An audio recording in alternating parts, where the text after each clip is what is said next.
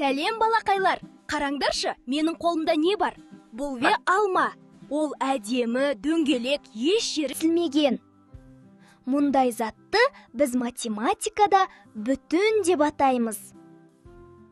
Сүйікті ойыншықтарың, нан, жаңадан сатып алынған пазл, бұлардың бәрі әзірге бүтін. Ал енді, елестетіңдерші, мен осы дәмді алманы досыма бергім келеді. Ол үшін мен не істеймін? Мен оны пышақпен кесемін. Міне, енді менің қолымда бүтін алма жоқ. Оның орнына екі бөлік пайда болды. Біріме оң қолымда, екіншісіме сол қолымда. Есіңде сақта, балақай. Кез келген затты бөліктерге бөлуге болады.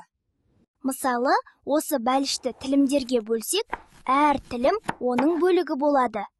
Бүтін зат әрқашан оның кішкентай бөлігінен үлкен болады. Өйткені бөлік ол бүтіннің тек бір ғана кішкентай мүшесі. Егер барлық бөліктерді түгел жинасаң, сенде қайтадан бүтін дүние пайда болады. Айналаңа қарашы, сен тағы қандай бүтін заттарды көріп тұрсың? Ал олардың бөліктері қандай болуы мүмкін?